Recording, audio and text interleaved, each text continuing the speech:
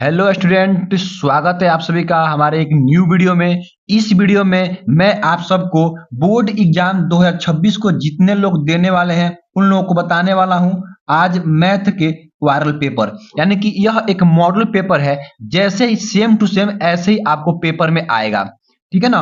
तो अगर आप लोग इस जितना भी मैं आप लोगों को यहाँ पे कराऊंगा बोर्ड एग्जाम 2026 के लिए मॉडल पेपर, अगर आप लोग इतना कर लेते हैं तो 100% आप लोग 70 में 70 मार्क्स करने वाले हैं, ठीक है ना। 70 में 70 लाने वाले हैं। तो आप लोग इसको देखिए ध्यान से और ऐसे आप लोग तैयार कीजिए और आप लोग देखिए क्या आप लोग की ऐसी तैयारी हुई है कि नहीं हुई है। देखिए सबसे पहले आपको यहाँ पे क्या करना होगा, आपका यहाँ पे अनुक्रमांक भरना होगा, उसके बाद से यहाँ पे आपका नाम भरना होगा।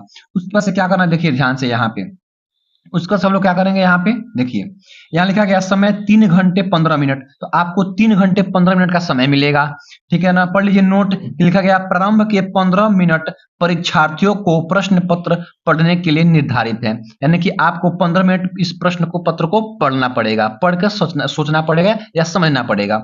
उसके बाद देखिए यहाँ पे दिखा है सामान्य निर्देश, यहाँ पे पहला कि सभी प्रश्न अनिवार्य है, जितने भी प्रश्न दिए जाएंगे आपको अनिवार्य है करना। आगे इस प्रश्न पत्र के अ और ब दो खंड है, यानी इस प्रश्न पत्र में दो खंड है, अ और ब। आगे देखिए लिखा गया है कि खंड अ में एक अंक के 20 बहुविकल्पीय प्रश्न होंगे, यानी कि 20 नंबर के 20 बहुविकल्पीय प्रश्न, जिनको उत्तर OMR उत्तर पत्र पर नीले अथवा काले बाल व्हाइट कलम से सही विकल्पों वाले गोलों को पूर्ण रूप से काला कर चिन्हित करें। मतलब आपको गोला करना है जो सही आपका विकल्प होगा उस पे, ठीक है। उसका देखिए दिया गया यहाँ पे लिखा गया है चौथा नंबर कि OMR उत्तर पत्र पर उत्तर अंकित किए जाने के पश्चात उसे नहीं काटे अथवा इरेजर या व्हाइटनर आदि का प्रयोग ना करें, ठीक है ना। मान लीजिए एक बार आपने टिक गोला लगा दिया है, उसका से आपको काटना नहीं है। आगे देखिए पांचवा नंबर कि खंड ब में 50 अंक के वर्णात्मक प्रश्न यानी कि लिखित प्रश्न है। खंड ब में कितना है, लिखित प्रश्न। आपको देखिए 70 नंबर का पेपर होगा, जिसमें आपको 20 नंबर का यानी कि MCQ होगा, क्या होगा MCQ, और आपका ये 50 नंबर का क्या होगा, लिखित होगा। क्या होगा, 50 नंबर का आपका लिखित प्रश्न होगा। तो वही बोल रहा है कि जो आपका खंड ब है उसमें 50 नंबर के वर्णात्मक प्रश्न होंगे। उसके बाद देखिए इस खंड में कुल 5 प्रश्न होंगे, यानी खंड ब में क्या होगा, आपका केवल 5 ही प्रश्न होगा। देखिए कैसे, प्रत्येक प्रश्न के आरंभ में स्पष्ट लिख दिया गया है कि उसके खंड कितने होंगे, यानी कि हर खंड हर प्रश्न के आगे लिखा गया है कि उसमें कितने खंड हैं। आगे देखिए लिखा गया है कि प्रश्न के अंक उसके सम्मुख अंकित है, मतलब प्रश्न के सामने उसका अंक है कि कितने नंबर का यह प्रश्न है। आगे लिखा गया कि प्रथम प्रश्न से आरंभ कीजिए और अंतिम प्रश्न तक जाइए, जो प्रश्न पत्र न आए उस पर समय नष्ट न कीजिए, यानी कि जो प्रश्न आपको न आ रहा है उस पर आपको समय नहीं गंवाना है, ठीक है। देखिए 10 नंबर क्या कह रहा है कि यदि रफ कार्य के लिए स्थान अपेक्षित है तो उत्तर पुस्तिका के बाएं पृष्ठ पर कीजिए और फिर काट दीजिए, उस पृष्ठ पर कोई हल न कीजिए, काट दीजिए और लिख दीजिए रफ, ठीक है ना, उस पर कोई काम नहीं करना है। उसके बाद लिखा गया कि जिन प्रश्नों के हल में चित्र खींचना आवश्यक है उसमें स्वच्छ एवं शुद्ध चित्र अवश्य खींचिए, बिना चित्र के ऐसे हल अपूर्ण और अशुद्ध माने जाएंगे। तो इतना आपको गाइडलाइन यानी कि इतना आपको निर्देश करना होगा। अब देखते हैं हम लोग, देखिए आज की वीडियो में देखने वाले हैं इसमें का बहुविकल्पी प्रश्न, ठीक है ना। अगर आप लोग इतना कर लेते हैं तो यकीन मानिए आपको 70 में 70 मिलेगा, ठीक है ना। जितना भी मैं आपको मॉडल पेपर करा रहा हूं, ध्यान रहे कि ये 2026 का यह आपका पेपर नहीं है, यह आपका 2026 के लिए मॉडल पेपर है, ठीक है ना। तो आइए देखते हैं मॉडल पेपर में। देखिए सबसे पहले हम देखेंगे खंड अ। कौन देखेंगे हम लोग, खंड अ देखेंगे, जिसमें आपको बहुविकल्पी प्रश्न होंगे। कौन से प्रश्न होंगे, बहुविकल्पी प्रश्न होंगे। देखिए इस बहुविकल्पी प्रश्न में आपको कैसे हल करना होगा। पहला प्रश्न दिया गया है कि एक लंबवृत्तीय बेलन के आधार पर क्षेत्रफल 9 पाई सेंटीमीटर स्क्वायर है, तो उसके आधार का व्यास क्या होगा। ध्यान दीजिए सबसे पहले आपको क्या करना होगा, ये आपका आधार का उसका दिया गया क्या, आपका क्षेत्रफल क्या दिया गया, आधार का क्षेत्रफल दिया गया आपका 9 पाई, तो उसका व्यास पूछ रहा है कि व्यास क्या होगा। देखिए सबसे पहले आपको इसको समझना पड़ेगा और समझने के बाद ही आप लोग इसका आंसर दे पाएंगे। चलिए मैं आप सबको समझा देता हूं। देखिए तो सबसे पहले आप लोगों को देखिए क्या करना है, यहाँ पे बोला कि एक लंबवृत्तीय बेलन के आधार पर क्षेत्रफल, यानी कि आधार का क्षेत्रफल। जैसे मान लीजिए ये लंबवृत्त आपका बेलन है, मान लेते हैं ये आपका लंबवृत्तीय बेलन मान लेते हैं, इस टाइप में होता है। ये आपका क्या है, लंबवृत्तीय बेलन है, ठीक है, ऐसा ही होता है लंबवृत्तीय बेलन। तो जो देखिए ये आधार है, यह लग रहा है एक वृत्त की तरह है। क्या है? वृत्त की तरह। ये दोनों भी ऊपर और नीचे दोनों क्या है? लग रहा है क्या है? वृत्त की तरह है। तो वही बोला है कि लंबवृत्तीय बेलन के आधार पर क्षेत्रफल कितना है? 9 पाई है। मतलब यह वृत्त का क्षेत्रफल दिया गया, यानी आधार मतलब यह वृत्त ही है, तो वृत्त का क्षेत्रफल तो पूछ रहा है। तो इसके आधार का व्यास क्या होगा? तो कैसे हल करें? देखिए यहाँ पे पहला क्वेश्चन कैसे हल करें, देखिए यहाँ पे आपका दिया गया क्या? आधार का क्षेत्रफल। आधार का क्षेत्रफल कितना दिया गया जी? आधार का क्षेत्रफल आपका दिया गया 9 पाई। हमको पता है कि आधार का क्षेत्रफल, इसका मतलब इसके वृत्त का क्षेत्रफल कितना होता है जी? हमको पता है कि होता है क्या? पाई आर स्क्वायर। क्या होता है? यहाँ पे लिख लेंगे क्या? पाई आर स्क्वायर होता है। तो पाई आर स्क्वायर का मान दिया गया 9 पाई। ठीक है, क्या दिया गया? 9 पाई। देखिए पाई से पाई आपका कैंसिल हो जाएगा और आर स्क्वायर का मान कितना हो जाएगा? यहाँ पे 9। यहाँ से आर का मान लिखेंगे तो क्या होगा? ये जाएगा तो अंडर रूट के अंदर बन जाएगा। कैसे बन जाएगा जी? क्योंकि यहाँ पे स्क्वायर जाएगा तो आपका अंडर रूट के अंदर हो जाएगा। तो आर इक्वल टू कितना होगा? आर इक्वल टू आपका ये 9 का वर्गमूल 3 सेंटीमीटर। कितना हो जाएगा? 3 सेंटीमीटर। और क्या करते हैं बच्चे?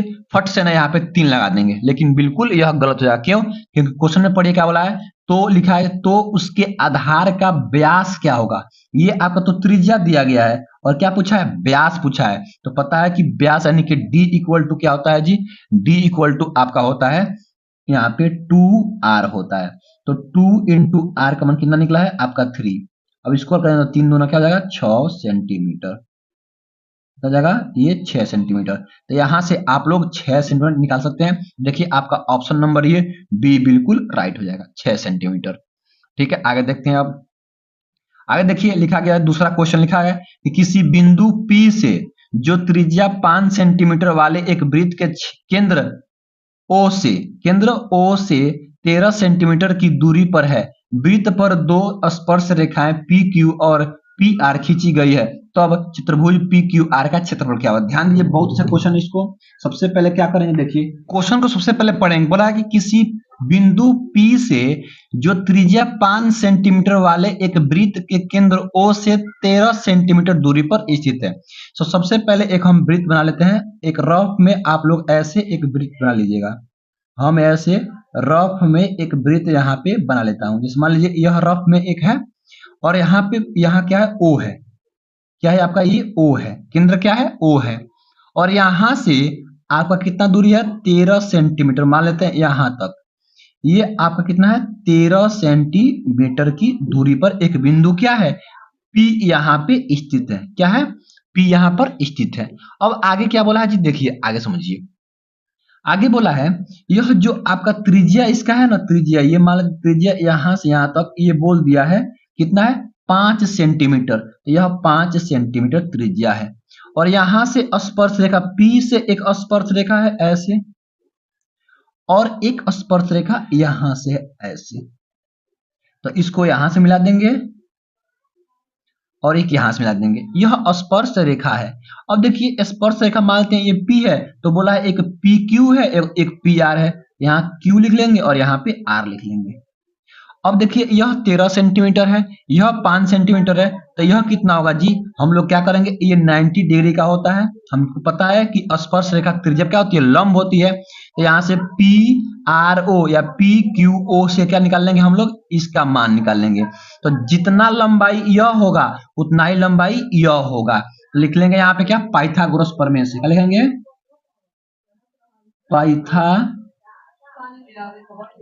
पाइथागोरस प्रमेय से। पाइथागोरस प्रमेय से। तो पाइथागोरस प्रमेय क्या कहता है जी? कर्ण का स्क्वायर। तो कर्ण इसमें कौन सा होगा जी? देखिए तो आपका कर्ण ये होगा OP, यानी कि OP का स्क्वायर बराबर होगा क्या? OR का स्क्वायर और प्लस आपका क्या हो जाएगा? PR का स्क्वायर। PR का स्क्वायर। तो OP कितना है? 13 सेंटीमीटर। तो 13 सेंटीमीटर का क्या कर देंगे? वर्ग इक्वल टू OR कितना है जी? ये 5। तो 5 का क्या कर देंगे हम लोग? वर्ग। अब प्लस OP और R यही है, इसको हमको निकालना है। तो PR को हमको तो निकालना ही है, तो ये ऐसे ही रहेगा। बिल्कुल सही। अब देखिए ये हो जाएगा 13 का वर्ग आपका 169 इक्वल टू 5 का वर्ग हो जाएगा 25 और प्लस पी आर का स्क्वायर हो जाएगा। इस 25 को इधर भेज देंगे तो 169 माइनस आपका 25 इक्वल टू पी आर का स्क्वायर हो जाएगा। बिल्कुल सही। अब देखिए ये घट जाएगा तो ये 144 हो जाएगा इक्वल टू पी आर का स्क्वायर। बिल्कुल सही। अब हमको पी आर का मान ज्ञात करना है तो ये अंडर रूट के अंदर है, ये यहाँ पे वर्ग है, ये जाएगा तो अंडर रूट के अंदर हो जाएगा, यह 144 अंडर रूट के अंदर। बिल्कुल सही। और हमको पता है क्या कि 144 12 का वर्ग होता है, तो 12 सेंटीमीटर ये आ गया। तो यह कितना हो गया आपका 12 सेंटीमीटर। जैसे यह 12 सेंटीमीटर, ये भी आपका 12 सेंटीमीटर। ठीक है। अब क्वेश्चन पूछा कि चतुर्भुज पी क्यू आर का क्षेत्रफल। तो देखिए पी क्यू ओ आर यह क्या हो रहा है, एक चतुर्भुज बन रहा है। थोड़ा सा यहाँ पे तो कैसे निकालेंगे, तो हमको पता है चतुर्भुज एक आयत बन रहा है। देखिए यह 12 सेंटीमीटर, यह 5 सेंटीमीटर, यानी कि एक आयत बन रहा है। तो आयत का क्षेत्रफल क्या होता है जी, लंबाई गुणे चौड़ाई। तो लंबाई आपका कितना है 12 सेंटीमीटर और चौड़ाई आपका 5 सेंटीमीटर। लिखेंगे यहाँ पे क्या, लंबाई बराबर कितना, लंबाई बराबर 12 सेंटीमीटर और चौड़ाई बराबर आपका तो 5 सेंटीमीटर। तो क्षेत्रफल क्या हुआ जी, तो क्षेत्रफल कैसे निकलता है, तो क्षेत्रफल निकलता है आपका लंबाई गुणते आपका चौड़ाई। ठीक है। तो लंबाई कितना है जी, लंबाई 12 सेंटीमीटर गुणे आपका चौड़ाई 5 सेंटीमीटर। तो कितना जाएगा 12 25 आपका तो 60 सेंटीमीटर आपका स्क्वायर। देखेंगे ऑप्शन में आपका यहाँ पे 60 सेंटीमीटर स्क्वायर कौन सा है, तो ऑप्शन नंबर आपका ए बिल्कुल से हो जाएगा 60 सेंटीमीटर स्क्वायर। ठीक है। आइए देखते हैं कुछ अगला प्रश्न। ये देखिए आपका 3 नंबर प्रश्न देखिए, कह रहा है कि 9 सेक स्क्वायर ए माइनस 9 10 स्क्वायर है। तो इसको कैसे निकालेंगे, देखिए क्या करेंगे, इसमें से अगर हम 9 कॉमन कर लें तो क्या हो जाएगा आपका ये सेक स्क्वायर ए माइनस 10 स्क्वायर ए हो जाएगा। बिल्कुल सही हो जाएगा। आगे देखिए क्या करेंगे, यहां से 9 और into sec square A minus 10 square ए का फार्मूला 1 होता है, चूंकि लिख देंगे यहाँ पे, चूंकि क्या कि sec square A minus 10 square A equal to कितना होता है 1 होता है। यहाँ 1 भर देंगे तो कितना आएगा आपका ये 9 में 9 यानी कि 9 हो जाएगा। तो आपका ऑप्शन नंबर बी बिल्कुल राइट हो जाएगा, बिल्कुल सही हो जाएगा। ठीक है। आगे देखते हैं क्वेश्चन नंबर देखिए चौथा।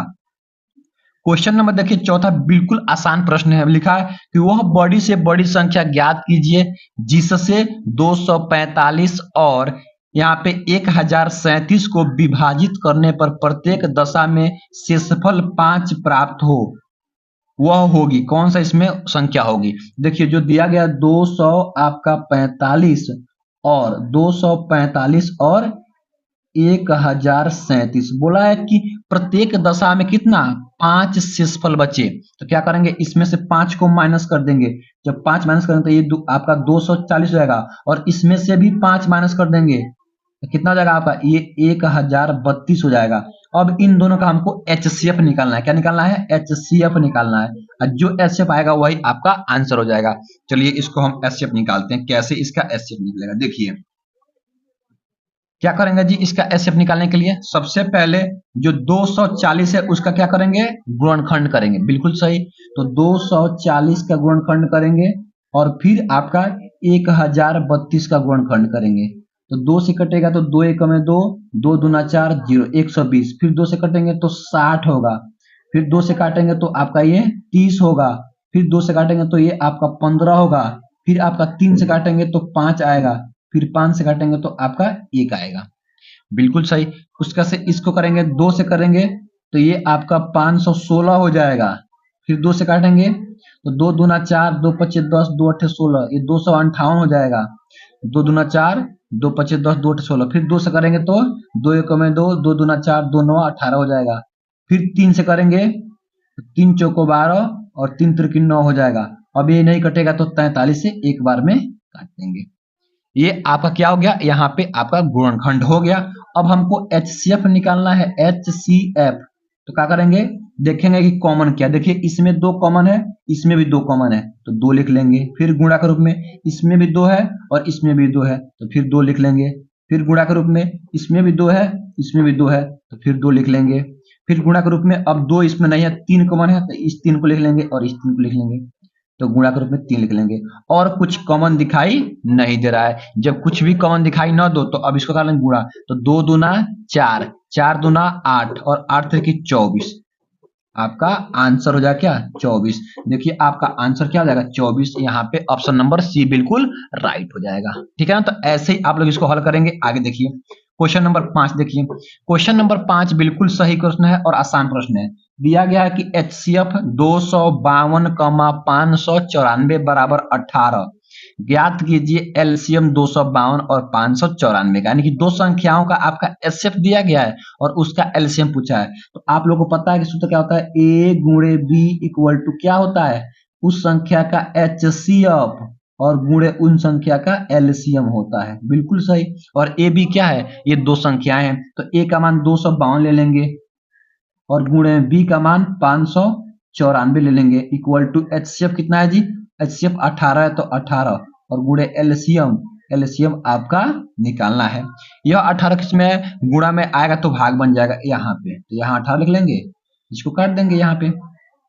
अब देखिए 18 से कट जाएगा, 18 तिहाई 54 बचेगा 5, 18 तिहाई 54 यानी 33 बार में, यानी कि ये आपका 252 गुणे 33 हो रहा है। बिल्कुल सही। अब क्या करना है जी, देखिए अब यह गुणा करने जाएंगे तो आपको समय लग जाएगा अधिक, तो क्या करते हैं यूनिट डिजिट यानी कि इकाई अंक से हम लोग गुणा कर लेते हैं। यहाँ 3 दिया गया है, यहाँ पे 2 दिया है, तो 3 दूना 6, तो ऐसा कोई आंसर आएगा जिसके अंत में क्या होगा 6 होगा, तो ना इसमें 6 है, ना इसमें 6 है, ना इसमें 6 है, तो आपका ऑप्शन नंबर बी बिल्कुल राइट हो जाएगा। तो बिना गुणा किए हम लोग आंसर भी निकाल सकते हैं, तो ऐसे भी आप लोग कर सकते हैं। ठीक है ना, इससे आप लोग गुणा से बच जाएंगे। आइए देखते हैं क्वेश्चन नंबर 6। क्वेश्चन नंबर 6 है कि एक द्विघात बहुपद के अधिक से अधिक शून्यकों की संख्या, तो देखिए द्विघात बहुपद है तो अधिक से अधिक 2 ही शून्यक हो सकते हैं, तो आपका ऑप्शन नंबर बी। और रैखिक बहुपद है तो केवल एक शून्यक, और त्रिघात बहुपद है तो आपका कितना जाएगा 3 शून्यक। तो यहाँ पूछा है द्विघात बहुपद तो केवल मतलब 2 से अधिक नहीं हो सकता है, 2 ही हो सकता है अधिक से अधिक। ठीक है ना, अब यह प्रश्न हो गया। अब देखते हैं प्रश्न संख्या आपका 7वां नंबर। देखिए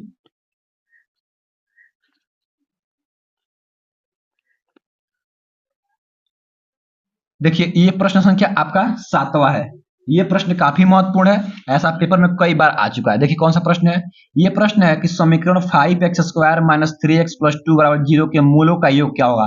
तो मूलों का योग क्या होता है, मूलों का योग होता है, मूलों का योग, मूलों का योग होता है आपका माइनस बी बटे ए, तो माइनस बी, तो यहां देखिए बी क्या होता है एक्स का गुणांक, तो एक्स का गुणांक क्या है -3, तो माइनस तो सूत्र में है और -3 और बट्टे में एक क्या होता है एक्स स्क्वायर का गुणांक, तो एक्स स्क्वायर गुणांक क्या है आपका 5 है। जब इसको हल करेंगे देखिए माइनस माइनस प्लस हो जाएगा 3 और बट्टे में 5 यानी कि 3/5, तो 3/5 आपका ऑप्शन नंबर ए बिल्कुल राइट हो जाएगा। सही है। आगे देखते हैं क्वेश्चन नंबर 8वां देखते हैं।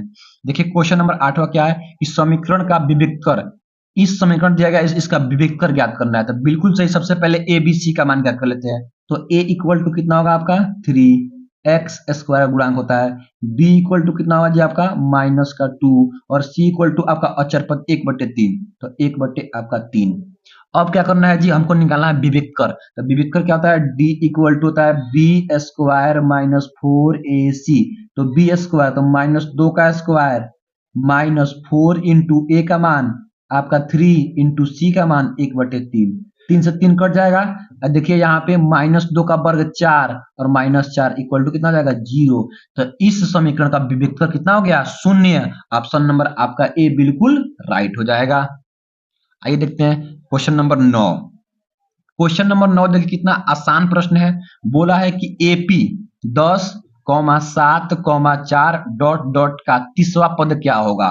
तो बिल्कुल आसान, ए nवां पद से निकलेगा। तो ए का मान क्या होता है, ए इक्वल टू प्रथम पद 10 है, डी, डी कैसे निकलता है जी, डी निकलता है सार्वंतर, दो पदों का अंतर यानी कि a2 माइनस a1, तो 7 में से घटेगा आपका 10, तो माइनस का 3 आ जाएगा।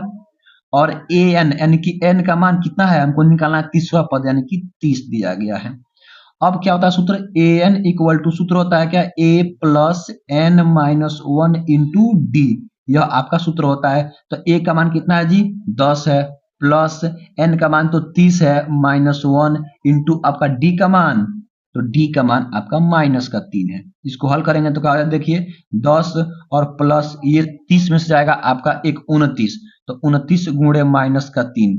अब गुणा कर लेंगे जी, तो आगे करेंगे देखिए यह 10 अब माइनस प्लस माइनस का जाएगा -29, 29 27 का 7 हासिल का 2 और 3 दूना 6 2 8, तो -87 में से घटेगा 10 तो -77, तो आपका ऑप्शन नंबर कौन सा, ऑप्शन नंबर डी बिल्कुल राइट हो जाएगा। ठीक है ना। आइए देखते हैं अब क्वेश्चन नंबर 10।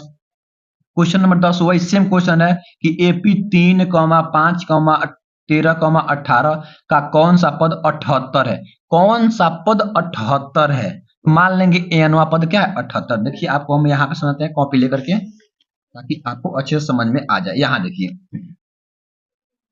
तो मान लेंगे क्या कि एनवा पद क्या है 78 है। कितना है, एनवा पद क्या है 78 है। तो एनवा पद का सूत्र क्या होता है, एन पद equal to A plus n minus 1 into D होता है। तो एनवा के स्थान पे क्या भर देंगे 78, तो भर दीजिए 78 इक्वल टू, अब ए का मान पहला पद होता है यानी 3 है, प्लस n का मान, n का मान तो पता ही नहीं हमको, n का मान तो निकालना ही है, तो n छोड़ देंगे इंटू 1 और गुणे d का मान, तो दूसरे में से पहले बढ़ाएंगे, तो 8 में से घटेगा आपका 3, तो यहाँ बचेगा क्या 5 बचेगा। बिल्कुल, अब इसको हल करें n का मान आपका निकल जाएगा, तो जगह आपका 78 इक्वल टू 3 प्लस 5 से गुणा करेंगे तो 5n माइनस का 5। अब देखिए 78 इक्वल टू ये 5 में से घटेगा आपका 3, यहाँ पे माइनस कितना जाएगा 2 और प्लस यहाँ पे 5 का n, ये माइनस में आएगा तो प्लस में, तो यहाँ पे 78 प्लस 2 इक्वल टू 5n, तो क्या होगा जी देखिए ये 80 इक्वल टू आपका 5n, तो n इक्वल टू ये गुणा में आएगा तो भाग, तो 80 बट्टे आपका 5 कट जाएगा 16 पच्चे 80, यानी n का मान कितना आ गया 16, तो 16वां पद आपका 78 होगा। देखिए आपका ऑप्शन नंबर ये बी बिल्कुल राइट हो जाएगा। ठीक है ना, ये प्रश्न हो गया। अब देखते हैं क्वेश्चन नंबर आपका 11, लिखा है निम्नलिखित में से कौन सी केंद्रीय प्रवृत्ति की माप नहीं है। ध्यान दीजिए कि यहाँ नहीं बोला है, क्या बोला है नहीं, इस पे बहुत बच्चे कंफ्यूजन होते हैं। तो नहीं है तो माध्य तो होता ही है केंद्रीय माप का प्रवृत्ति, और आपका बहुलक भी होता है और आपका माध्यिका भी होता है, लेकिन आपका मानक विचलन नहीं होता है, ये गलत है। तो यही आपका क्या हो जाएगा, ये टिक लगा देंगे, ऑप्शन नंबर डी बिल्कुल राइट हो जाएगा। ठीक है, आइए देखते हैं क्वेश्चन नंबर 12। देखिए क्वेश्चन नंबर 12 क्या कह रहा है कि किसी प्रयोग की सभी प्रारंभिक घटनाओं की प्रायिकताओं का योग क्या होता है। तो ध्यान दीजिए हमेशा प्रायिकताओं का योग एक ही होगा, क्या होगा एक, तो ऑप्शन नंबर आपका बिल्कुल ए राइट सही हो जाएगा। ठीक है, आइए देखते हैं क्वेश्चन नंबर आपका 13। क्वेश्चन नंबर 13 है कि बिंदुओं 2, 3 और 4, 1 के बीच की दूरी क्या होगी। तो इन दोनों के बीच की दूरी का सूत्र लिखना है और बनाना है। चलिए इसको हम बनाता हूं, देखिए कैसे करेंगे। सबसे पहले दिया गया जो बिंदु उसको लिख लेंगे, तो एक बिंदु को ए मान लेते हैं, तो पहला बिंदु क्या है 2, 3 और दूसरा बिंदु है बी मान लेंगे, यानी 4, 1 दिया गया है। यह आपका बिंदु है और इन दोनों बिंदुओं के बीच की दूरी का सूत्र लगाना है। तो इसको हम लोग x1 मान लेंगे, इसको y1 मान लेंगे, इसको x2 मान लेंगे, इसको हम लोग y2 मान लेंगे, और लिखेंगे क्या ए बी के बीच की दूरी। तो यह सूत्र होगा आपका अंडर रूट के अंदर सूत्र होगा क्या x2 माइनस x1 का होल स्क्वायर प्लस आपका y2 माइनस y1 का आपका होल स्क्वायर। तो क्या होगा देखिए, इसको जब हल करेंगे तो अंडर रूट के अंदर क्या होगा जी, x2 का मान कितना है 4 माइनस x1 का मान है 2, तो 2 का आपका वर्ग प्लस y2 का मान कितना है जी 1 माइनस y1 का मान क्या है 3, तो 3 का हो जाएगा वर्ग। जब आगे हल करेंगे तो क्या होगा देखिए, अंडर रूट के अंदर 4 में से जाएगा 2 तो आपका 2 का वर्ग हो जाएगा, अब प्लस ये 1 में से जाएगा 3 -3 है तो माइनस का 2 का वर्ग हो जाएगा। तो क्या होगा 2 का वर्ग आपका 4 और प्लस माइनस 2 का वर्ग भी 4, इसको जोड़ लेंगे कितना होगा 8, अंडर रूट के अंदर 8। अब इसको हम निकालेंगे तो 2 अंडर रूट में 2 मात्रक हो जाएगा, क्या हो जाएगा 2 अंडर रूट 2 मात्रक। देखिए तो ऑप्शन नंबर कौन सही है, तो 2 अंडर रूट में 2 आपका ये हो जाएगा, ऑप्शन नंबर बी बिल्कुल राइट हो जाएगा। आगे देखते हैं क्वेश्चन। देखिए क्वेश्चन नंबर 14 बोला है यदि द्विघात समीकरण क्या बोला है, यदि द्विघात समीकरण 3x² minus 12x plus m बराबर 0 के मूल बराबर है तो m का मान क्या होगा। बिल्कुल सही, जब मूल बराबर होगा तो d का मान क्या होगा, d का मान 0 होगा। तो d कैसे निकलता है, b² माइनस 4ac और बराबर इसका मान क्या होगा, 0 होगा। तो b का मान क्या होगा जी, चलिए a का मान निकाल लेते हैं, पहले b का मान निकाल लेते हैं, फिर c का मान निकाल लेते हैं। तो a क्या होता है, x² का गुणांक होता है तो यहाँ 3 हो जाएगा। b क्या होता है जी, x का गुणांक तो माइनस का 12 हो जाएगा। और c क्या होता है, अचर पद, यानी कि m है अचर पद आपका।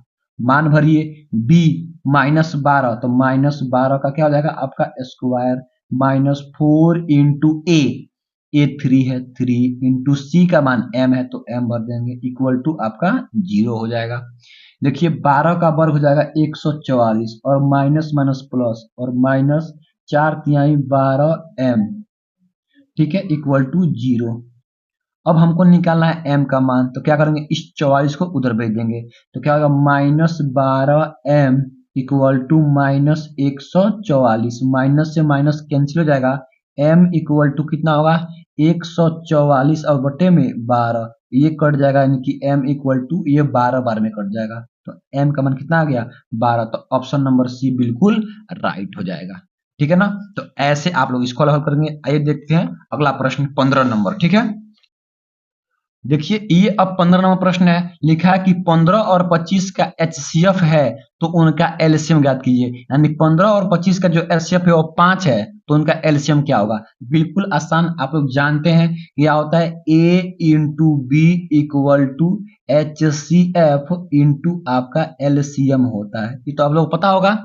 बिल्कुल सही बात, देखिए जब ये आपको पता है तो इसमें मान भर दिए। ए और बी क्या है जी, ए और बी आपका क्या है, संख्या है। तो 15 मान लेंगे ए को और बी को मान लेंगे क्या, 25 इक्वल टू एचसीएफ कितना है आपका 5 इंटू एलसीएम कितना है आपका, तो एलसीएम तो हमको निकालना ही है जी। बस अब इस 5 को क्या है, इधर गुणा में है, आएगा तो इधर भाग बन जाएगा इधर। तो 5 से 5 तिहाई आपका 15 और 25 तिहाई आपका 75, यानी कि एलसीएम इक्वल टू कितना हो जाएगा आपका 75। तो देखिए 75 किस ऑप्शन में है, तो 75 आपका ऑप्शन नंबर बी है, तो बिल्कुल राइट बी हो जाएगा। बिल्कुल सही। देखिए अब 16 नंबर यानी एपी क्या है, 3, 1, -1, -3 के लिए आपका सार्वअंतर क्या हुआ, तो पता है कि सार्वअंतर यानी कि डी का मान a2 माइनस a1 से निकालते हैं। तो d इक्वल टू a2 क्या है जी, a2 को इसको मानेंगे 1 और माइनस आपका a1 क्या है 3 है, तो 3 घटाएंगे तो क्या आएगा माइनस का 2, तो d का मान कितना गया माइनस का 2, तो ऑप्शन नंबर आपका ए बिल्कुल राइट हो जाएगा। अब देखिए 17 नंबर प्रश्न, 17 नंबर प्रश्न काफी महत्वपूर्ण है और काफी आसान क्वेश्चन है। देखिए लिखा गया है कि निम्नलिखित सारणी का माध्यक वर्ग होगा, यानी इसका माध्यक वर्ग ज्ञात करना है। तो देखेंगे ऐसा जब प्रश्न आए ना तो देखते हैं कि बारंबारता किसकी अधिक है, तो सबसे अधिक बारंबारता आपका ये वाला है 10 नंबर है ना, सबसे अधिक बारंबारता 10 वाला का है, तो इसी का माध्यक वर्ग आपका माध्यक वर्ग कहलाएगा। तो ये क्या है 15-20, तो 15-20 क्या है आपका ऑप्शन नंबर डी, तो ऑप्शन नंबर डी बिल्कुल राइट हो जाएगा। आइए देखते हैं क्वेश्चन नंबर आपका 18।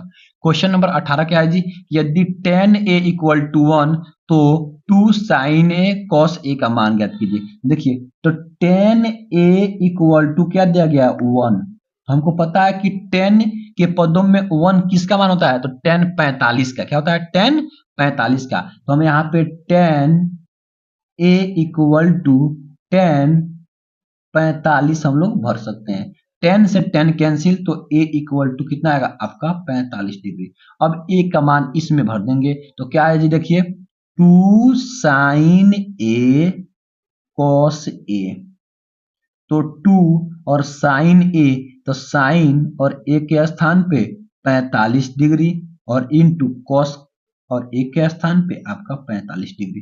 पता है कि 2 इंटू साइन 45 का मान 1/√2 इंटू कॉस 45 का भी मान 1/√2 होता है। देखिए क्या होगा, अब ये तो ऊपर 2 हो जाएगा और √2 इंटू √2 केवल 2, ये कट जाएगा तो क्या आएगा केवल 1 आएगा, तो 1 आपका आंसर हो जाएगा। तो आपका ऑप्शन नंबर बी बिल्कुल राइट हो जाएगा, सही है।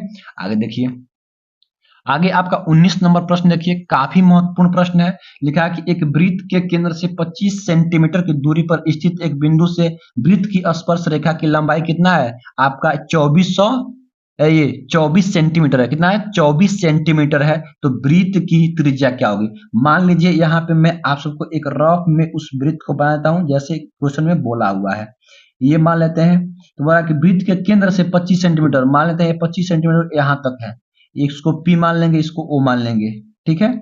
और इस पर क्या है कि स्पर्श रेखा मान लेते हैं, ये वाला आपका स्पर्श रेखा है, यहाँ से यहाँ तक स्पर्श रेखा, इसको मिला देंगे और यहाँ 90 डिग्री कोण बनेगा। तो ये आपका कितना है जी? ये स्पर्श रेखा लंबाई कितना है आपका? 24 सेंटीमीटर है। और ये कितना है? 25 सेंटीमीटर है। तो बोला है कि वृत्त की त्रिज्या क्या होगी, इसका मान पूछा है आपका। त्रिज्या का मान तो लगा देंगे पाइथागोरस प्रमेय। तो पाइथागोरस प्रमेय से क्या होता है जी कि कर्ण का स्क्वायर यानी कि क्या है? ओपी का स्क्वायर। तो ओपी का स्क्वायर बराबर क्या होगा आपका? यहां मानते हैं आर मानते हैं, तो पी आर का स्क्वायर अब प्लस ये ओ आर का स्क्वायर। तो ओपी का स्क्वायर कितना है? 25। 25 का वर्ग कर देंगे माइनस पी आर कितना है? 24। तो 24 का क्या कर देंगे? वर्ग। अब प्लस ओपी क्या है? ओ आर, तो ये रहेगा ही रहेगा। इसका मान ज्ञात करना है। आगे देखिए, इसको हम यहाँ हल कर देते हैं। चलिए, जगह नहीं है तो यहाँ कर लेते हैं इस पेपर पे। अब देखिए, ये 25 का वर्ग आपका 625 हो जाएगा, इक्वल टू 24 का आपका 576 हो जाएगा।